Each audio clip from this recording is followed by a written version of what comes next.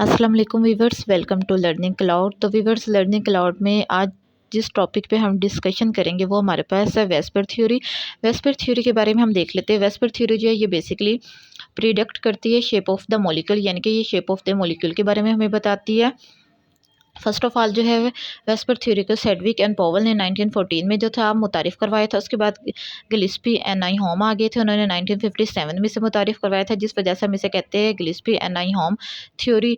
अब इसके basically VSEPR theory जो है ये डिपेंड करती है, इसकी जो ज्योमेट्री है वो डिपेंड करती है repulsion between the electron and the central atom. अब हमारे पास जो रिपल्शन में इलेक्ट्रॉन इन्वॉल्व होंगे वो हमारे पास बॉन्डिंग इलेक्ट्रॉन भी हो सकते हैं और एंटी बॉन्डिंग इलेक्ट्रॉन भी हो सकते हैं। उसके बाद हमारे पास जो शेप ऑफ द मॉलिक्यूल है वो बेसिकली डिटरमाइन करेगी, शेप ऑफ द मॉलिक्यूल वो डिटरमाइन करेगी रिपल्शन के इलेक्ट्रॉन पेयर में जो रिपल्शन होगी वो किसके बारे में बताएगी, शेप ऑफ मॉलिक्यूल के बारे में बताएगी। इसके अलावा हम जानते हैं कि जो हमारे पास लोन पेयर होते हैं, लोन पेयर के मॉलिक्यूल की स्पेस जो होती है वो ग्रेटर होती है देन बॉन्ड पेयर मॉलिक्यूल। इसके मुताबिक हमारे पास रिपल्शन जो होगी वो तीन तरह की होगी, लोन पेयर रिपल्शन होगी, lone pair and bond pair.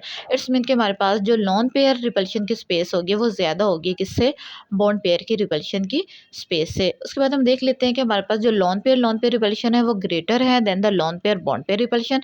And bond pair repulsion जो होती है वो क्या होती है, सबसे मिनिमम रिपल्शन मौजूद होते हैं। अब ये जो रिपल्शन की जो मैग्नीट्यूड है वो डिपेंड करती है इलेक्ट्रोनेगेटिविटी डिफरेंस पे। अब इलेक्ट्रोनेगेटिविटी डिफरेंस किसका देखा जाएगा, सेंट्रल एटम का विद द अदर एटम।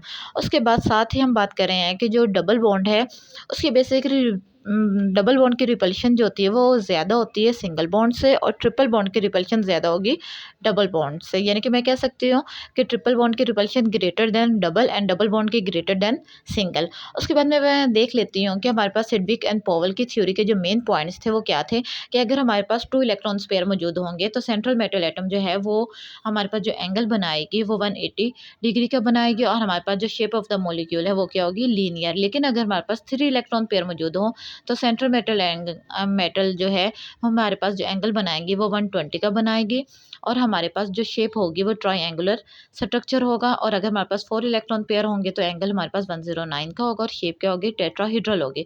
और अगर हमारे पास 5 पेयर ऑफ इलेक्ट्रॉन होंगे तो हमारे पास जो स्ट्रक्चर होगा वो ट्राइगोनल बाई पैरामिड होगा। और अगर 6 पेयर ऑफ इलेक्ट्रॉन होंगे तो हमारे पास एंगल 90 का और शेप हमारे पास क्या हो जाएगी, ऑक्टाहीड्रल की शेप आ जाएगी। अब हम एग्जांपल्स की बात कर लेते हैं। टिन क्लोराइड के केस में टिन के पास एक लोन पेयर है जबकि 2 बॉन्ड पेयर है।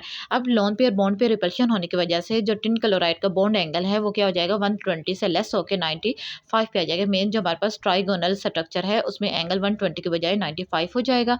नेक्स्ट हमारे पास अमोनिया की एग्जांपल की बात करें तो अमोनिया में भी हमारे पास एक लोन पेयर है जबकि 3 बॉन्ड पेयर है, जिसकी वजह से अमोनिया का जो स्ट्रक्चर वो टेट्राहीड्रल है, लेकिन एंगल 109.5 के बजाय 107 हो जाएगा। अब ये जो एंगल लेस हुआ है वो किस वजह से हुआ है, loan pair bond pair repulsion की वजह से अमोनिया का एंगल क्या हो गया, लेस हो गया। अगर मैं वाटर की बात करती हूँ तो वाटर में हमारे पास 2 लोन पेयर मौजूद हैं। अब चूंकि वाटर में 2 लोन पेयर 2 बॉन्ड पेयर मौजूद है, जिसकी वजह से जो हमारे पास वाटर का स्ट्रक्चर है वो क्या है, बेंड स्ट्रक्चर, और इसका जो एंगल है वो 104 है। वो किस वजह से, lone pair repulsion and loan pair bond pair repulsion की वजह से। उसके बाद हमारे पास एग्जाम्पल है ClF3 की। अगर मैं यहाँ पे देखूँ तो क्लोरीन जो है वो 3 बॉन्ड बना रही है फ्लोरीन के साथ, और यहाँ पे जो हमारे पास एंगल है वो किसका बनेगा, वो 120 से लेस देन 90 का एंगल होगा, और स्ट्रक्चर क्या होगा, ट्राइगोनल बाई पैरामिड जो होगा वो स्ट्रक्चर होगा रिपल्शन की वजह से। फिर अगर मैं लिमिटेशन की बात कर लेती हूँ तो बेसिकली हमारे पास जो वेस्पर थ्योरी है ये एक्सप्लेन नहीं करती आइसो इलेक्ट्रॉनिक स्पीशीज़ के बारे में, और ना ही ये ट्रांजिशन मेटल कंपाउंड जो है उनकी शेप को एक्सप्लेन करती है। उसके बाद जो हमारे पास है वेस्पर थ्योरी, ये हमारे पास साइज ऑफ द सब्स्टिट्यूएंट के, ये सब्स्टिट्यूएंट के साइज़ के बारे में भी नहीं बताती, और ये हमारे पास किसके बारे में बताती है, ओवरलैपिंग के प्रोसेस के बारे में, कि बॉन्ड कौन सा बन रहा है उसके बारे में भी कोई इन्फॉर्मेशन नहीं देती।